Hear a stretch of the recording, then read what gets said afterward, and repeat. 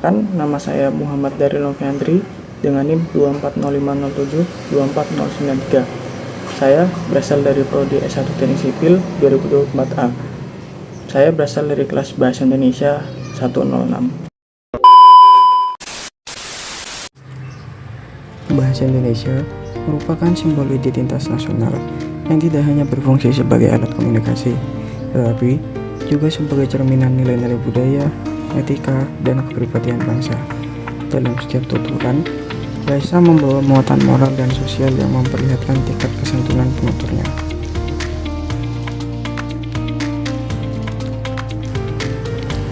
Oleh karena itu, penggunaan bahasa Indonesia yang baik dan santun menjadi fondasi penting dalam membangun interaksi yang harmonis di tengah masyarakat yang multikultural.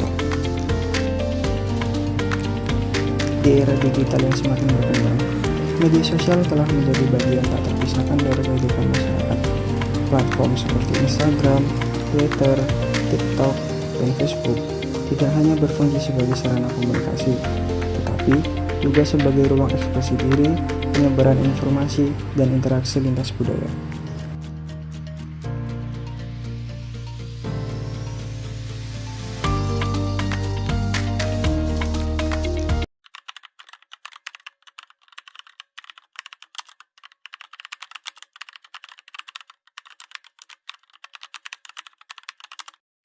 Namun, di balik manfaatnya, penggunaan media sosial juga menimbulkan tantangan yang signifikan.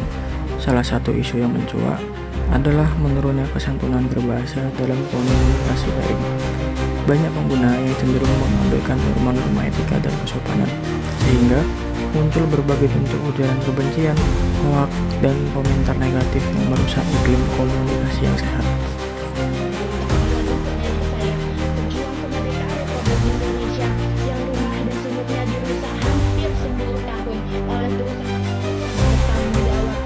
Video siswi SMP Negeri di Kebet.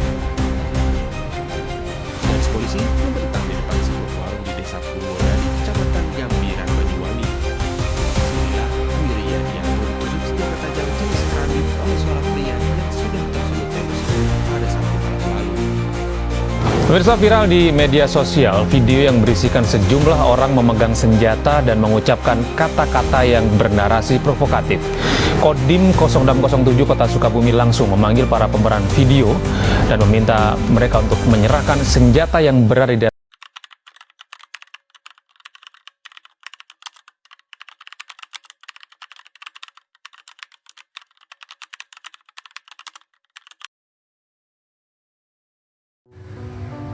Lalu, bagaimana dampak penggunaan bahasa yang tidak santun di media sosial? Penggunaan bahasa yang tidak santun di media sosial dapat menimbulkan berbagai dampak negatif. Secara personal, hal ini dapat merusak citra diri dan menimbulkan konflik antar individu. Komentar yang mengandung hinaan, sarkasme, atau ujaran kebencian seringkali memicu perdebatan yang tidak sehat, bahkan berujung pada perundungan digital atau cyberbullying.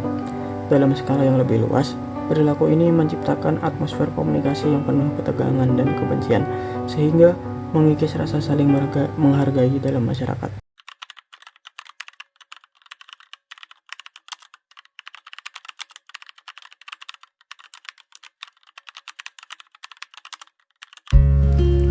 Mengapa berbahasa yang sopan di media sosial itu penting? Yang pertama, yaitu cerminan kepribadian dan karakter. Bahasa yang kita gunakan menunjukkan siapa kita. Ketika kita berbahasa dengan sopan, orang lain akan menilai kita sebagai pribadi yang beretika, dewasa, dan menghargai orang lain. Sebaliknya, bahasa yang kasar atau merendahkan bisa menciptakan kesan negatif dan merusak citra diri. Yang kedua, media sosial adalah ruang publik. Setiap unggahan, komentar, atau pesan di media sosial bisa dilihat oleh banyak orang, bahkan oleh mereka yang tidak kita kenal. Bahasa yang tidak pantas bisa menimbulkan konflik, mempermalukan diri sendiri, atau bahkan berujung pada masalah hukum jika melanggar aturan. Yang ketiga, membangun komunikasi yang sehat. Kesantunan berbahasa membantu menciptakan suasana diskusi yang nyaman dan saling menghargai. Ini penting terutama dalam perbedaan pendapat, agar tidak berubah menjadi pertengkaran atau perundungan daring.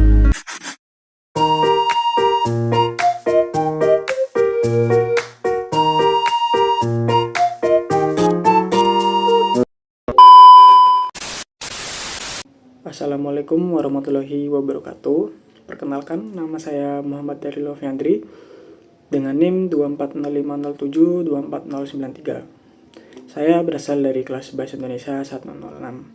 Di sini saya akan menjelaskan mengenai kesalahan dan penjelasan mengenai berhasil atau tidak berhasilnya video kampanye yang telah saya buat dan saya tampilkan sebelumnya. Yang pertama yaitu kesalahan.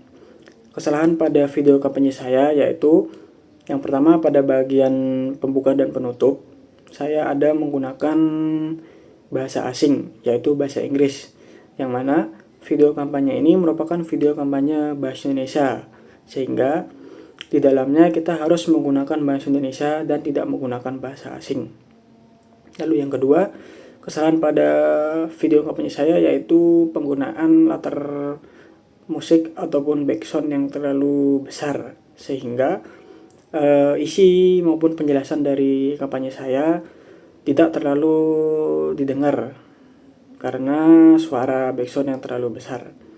Lalu mengenai berhasil atau tidak berhasilnya video yang telah saya buat, video kampanye saya sebelumnya saya posting melalui platform YouTube, yang mana setelah seminggu masa kampanye, video kampanye saya tidak mendapatkan respon maupun komentar ataupun feedback dari audiens, sehingga saya bisa menyimpulkan bahwa video kampanye yang telah saya buat ini tidak berhasil atau gagal.